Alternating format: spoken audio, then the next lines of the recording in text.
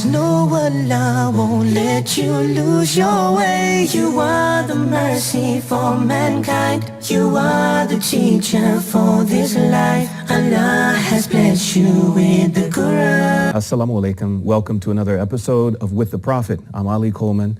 I will be your host for a discussion on the subject of neighbors.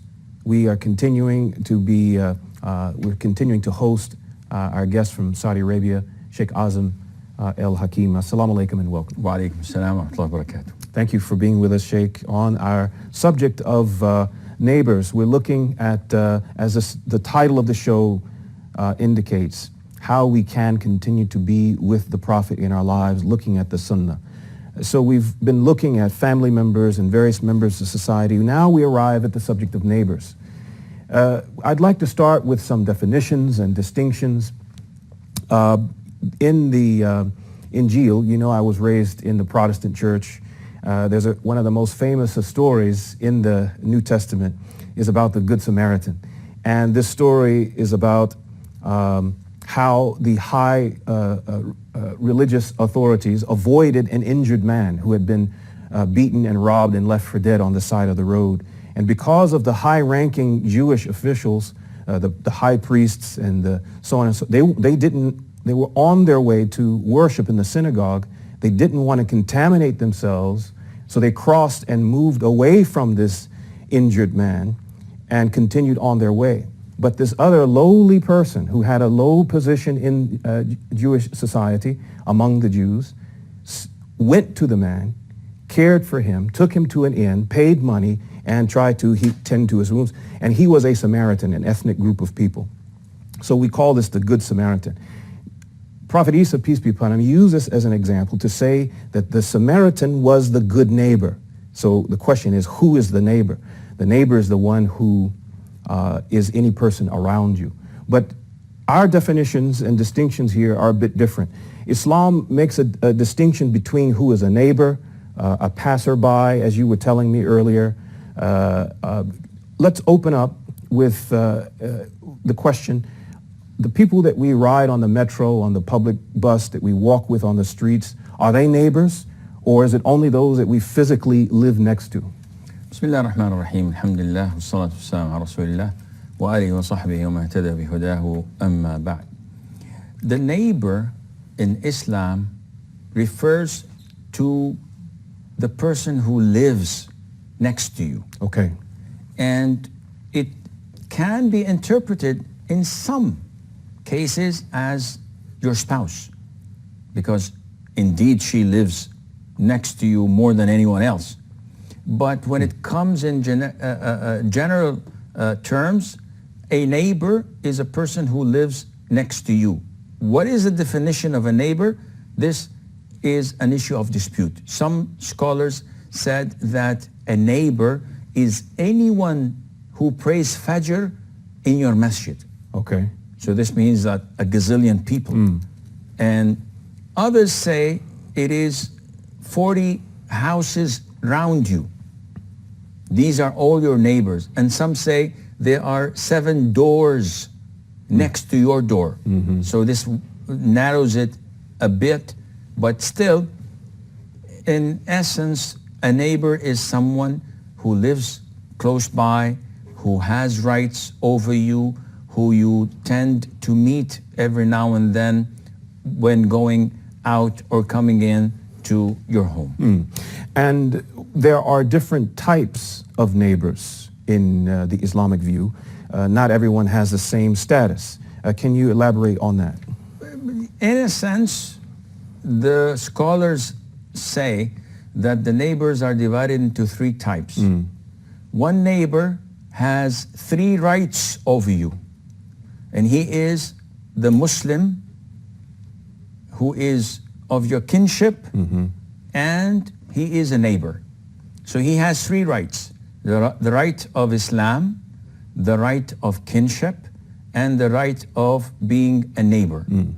The second type has 2 rights over you, and he is the Muslim neighbor, the right of Islam and the right of being a neighbor. And the last category is the non-Muslim neighbor. and he has only one right over you, and that is the right of being your neighbor. And each are accorded a different, they're ranked, obviously, three intersecting lines, two intersecting lines, and then one. In terms of our duties and obligations, does it vary depending on the type? I understand that one of the reasons it's important to know who we should view as our neighbors, because it governs our conduct accordingly. There's certain rights and privileges that we should afford our neighbors. We should be sensitive to them and mindful of them when we're within our abode. There's the subject of loud talking and arguing and loud music and parties into the night, even for weddings and birthdays and things like this. Litter, the parking spaces, all these kinds of things. It's a lot of contact, a lot of overlaying contact. So it's important for us to understand who our neighbors are. Is this the reason for the ranking? It is not, because all of the things you had mentioned, you can categorize them under the title or the subheading of harming your neighbor. All right. And this is a category of its own, where the Prophet ﷺ told us that he does not believe. He does not believe. He does not believe 3 times. And the companions said, may Allah's doom and destruction be upon him. Who is this who does not believe? The Prophet said, he who his neighbor is not safe from his harm. So a neighbor who's harmful to his neighbor is not a believer. So this is a category of its own. When we talk about how the Prophet dealt with his neighbors, ﷺ, this is the negative part. No, we're talking about the positive part. The goodness you can provide for them, the care, the love, the gifts. The Prophet ﷺ told us that our neighbor have rights over us, to the extent, you know, that Iman has 70 plus branches. The highest to be La ilaha illallah. The lowest is removing harmful things from people's way, and bashfulness is a branch of Iman. This is a well-known hadith of the Prophet ﷺ. When he says 70 plus, what are you talking about? Meaning that if you have 40 branches, you're not a full-fledged believer. You're a Muslim, but you're not a full-fledged mu'min. So you have to try to gather all of these in you in order to become a mu'min. A person who has this iman in him knows the rights of his neighbors. Now, when you say be kind to your relatives, do you mean I have to be kind to my cousin more or to my siblings more? The siblings are closer. I have to be kinder to them than to my cousins. And I have to be kind to my cousins more than a further cousin. Likewise with the neighbors. A neighbor who is of your kinship and a Muslim, you have to give him more attention than just a normal Muslim neighbor. Okay. And the Muslim neighbor, you should give him more attention and care than a non-Muslim neighbor, though he has rights as well, but the rights of the Muslim neighbor is far more. Okay, great. And just to touch back on the initial distinction that you made, I asked you if a passerby is considered a neighbor. You said no. Yes. Neighbors deal with those who are physically living next to us. And you gave us the criteria, different views, a bit of difference of opinion. But the point is that if we see someone in the street, it doesn't mean that we should be neglectful of them, unmerciful, unkind, whatever, but they're not our neighbor. Correct. All right. What, besides respecting them, avoiding litter, harming them in various ways, what other types of things are we required or expected to visit them when they're ill? What other kinds of gestures are expected of us? First of all, it is important to know that in our modern civilized societies, if we can say that, we tend to neglect our neighbors. We are so busy in making money, in our business, in our working out in ledgers and so on, that we tend to not know those who are close to us. Mm-hmm. Yeah. So you get people living in an apartment building for tens of years, not knowing their neighbors. Yeah. So Islam tells us you have to check upon them, check on them, Okay. in the sense that, do they need help? Do they need assistance? Are they poor? The Prophet said, alayhi salatu wasalam, the best of neighbors is the best to his neighbor. And in another hadith, he said, alayhi salatu wasalam, he will not believe in me, the Prophet of Allah. He will not believe in me who sleeps with a full stomach while his neighbor is hungry. So we're being encouraged. The Prophet is, peace be upon him, is telling us that we should get to know our neighbors. We should know who they are and something about their circumstances so that we can, if we need to, be there for them, to support them. Maybe they're living alone. Maybe they don't have children, or you never know what the conditions may be. Every now and then, we read in the news that in Europe, they've discovered an elderly dead on his lazy chair after 3 weeks of his death. Yeah. Why? They just found this bad odor of his corpse.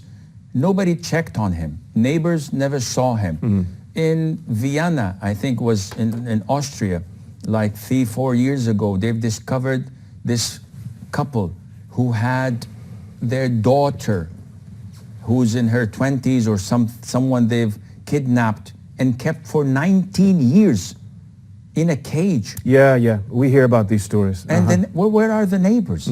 So this sort of a community or a society is unacceptable in Islam. Islam tells us to check upon the widow, upon the orphans, upon the needy, upon the physically challenged or have special needs.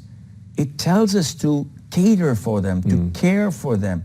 The Prophet ﷺ, when it came to neighbors, it is astonishing. He said, Jibreel came to me and told me that you have to take good care of your neighbor. And he kept on repeating this, the Prophet says, until I thought that he is going to make him one of my heirs. When I die, he gets some of my wealth. To that extent that Islam promotes the role of neighbors. We're ready for a break. Thank you so much. We'll be back to continue our conversation shortly. Oh Muhammad sallallahu, oh Muhammad sallallahu alayhi wa sallam. Assalamu alaikum and welcome back to With the Prophet. We're going to continue with Sheikh Assim Al Hakeem on our subject of neighbors and how the Prophet, peace be upon him, interacted with his neighbors. I'd like to ask you, we, before the break, talked about the importance of not harming our neighbors. Whether our neighbors are Muslim or not, kinsfolk or not, chances are they're probably going to harm us in some way, big or small. What should be the appropriate reaction, response? I guess it depends on how we are harmed, but I'd like for you to address that, please. Well, you cannot give a generic answer. Yeah. So it's a case-by-case scenario. Generally speaking, Islam promotes tolerance. So be tolerant, be patient, deal with people from your kind and tolerant nature rather than going down to their level and dealing with them. Harm is inevitable. It might be accidental. It might be unintentional. And it might be deliberate. So if you can manage by just looking the other way, that is great. If not, you have all the right in Islam to complain. So if you go to the police, if you go to the authorities, you're living in a society governed by law. It's not a jungle that you're living in. You cannot take your club and just batter the person. How we do it, it matters. Yes. And in the hadith of the Prophet ﷺ, an example, a man came to the Prophet ﷺ complaining from his neighbor. And he's saying, "Oh Prophet of Allah, my neighbor is doing bad things to me." The Prophet told him, "Go and be patient." The man came again. Prophet kept on saying, "Go and be tolerant. Try to endure him. Maybe he'll change." And the third time, when the man came complaining from his neighbor, the Prophet said, ﷺ, "Take all of your furniture out of your home and put it on the road." So the guy says, "Okay." He went, took his bedroom, he took the sofas, the tables, and put them outside of his home. And he just waited there. Every time a Muslim passed by, he said, "Hey, bro, what's wrong with you? Why do you have your furniture outside?" He said, "My neighbor is harming me and abusing me, and the Prophet told me to do this." Immediately the response of the Muslim is, "May Allah curse your neighbor." And he goes away. Another one comes, "May Allah curse your neighbor. May Allah curse your neighbor." The neighbor came down running. He said, "Akhi, my friend, get your furniture inside your home. By Allah, I will never harm you again. If this causes me to be cursed by the Muslims, who needs this? I'm not gonna bear with this." So the instruction of the Prophet ﷺ, tolerate. But if it reaches a limit, a level where you cannot live with it, then you have all the right to take the necessary actions. Okay, great. I imagine that gift giving might feature both in this regard as one of the initial steps to try and resolve tensions, but even also if someone newly arrives or you newly arrive, gift giving can be an important means to bridge gaps. What about gift giving to neighbors? The Prophet ﷺ encouraged this practice. And subhanAllah, I remember about, I'm not going to reveal my real age, about 45 to 47 years ago, I remember my mom sending me on daily basis with food on a tray, knocking doors of my neighbors, "Auntie so-and-so, my mom says hi, and this is a food that she desired it for you." She cooked it, and the following day, her son would come with our tray and our dishes with different food, doing the same. And this was in the society. All what we do is just give food away. And we had the best of bonding and relationship with our neighbors. Nowadays, if someone knocks on the door, you tell your children to turn off the lights so that when you look from the hole in the door, they can't see if there's people in the house or not. Why is this intimidation? Why are you scared of your neighbors? The Prophet said, ﷺ, to Abu Dhar, "Abu Dhar, when you cook your meat, put a lot of water in it so that the broth is a lot, and you distribute the broth to your neighbors." When you cook in such a society, they will find the smell of food. and some of them are hungry. Some of them would desire it. So as a form of good gesture, you do this. Not only that, the Prophet said, alayhi salatu wasalam, to the women folk, he said that you should not despise even the legs of a sheep to give as a gift to your neighbor.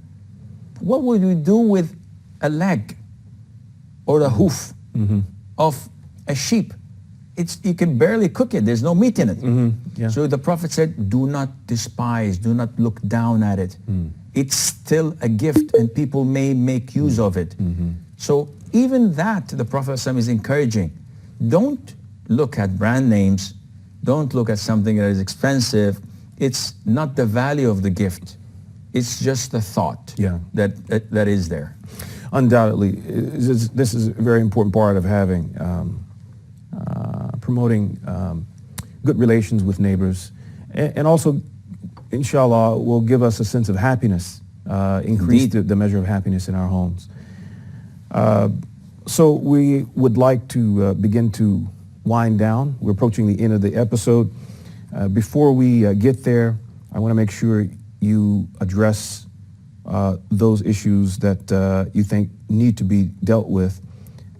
You've talked to us about properly responding to being harmed.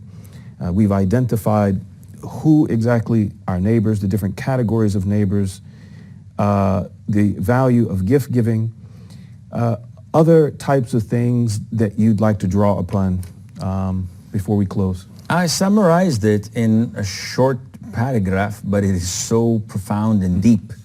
Yet, this is what the scholars say. The rights of a neighbor upon his neighbors lie in the following. One, that you begin salam when you see him. Don't wait for him to give you salam. You initiate the greeting. And you visit him if he's sick. You give him condolence if he has a calamity, if someone near die. You serve his family by making food for them at the time of mourning. If the father died, you serve them, make them food. They have lots they're busy. That's right. And you congratulate him in his weddings, and you forgive his shortcomings. Do not peek or overlook from your ceiling to his through his windows and look at his awra. You do not pour water or litter in front of his home, and you should conceal whatever is exposed in front of you and others cannot see. You have to cover his mistakes. You have to look after his house when he's traveling and care for his children. You have to lower your gaze whenever his wife or daughters walk in front of you. You have to be soft and kind when you talk with his children while guiding them and advising them to what is beneficial for them in their religion. I mean, okay, well, we will have to close it there. We're out of time for the episode. Thank you very much, Sheikh. Barakallahu feekum, jazakumullah khair. And I pray to Allah that He makes you and me and all our viewers among those who are best to their neighbors. I mean, that ends our episode for today. Thank you for being with us. We hope it was beneficial. We would like to continue or close out for today until our next episode. Assalamu alaikum wa rahmatullah. Oh Muhammad sallallahu alayhi wa sallam,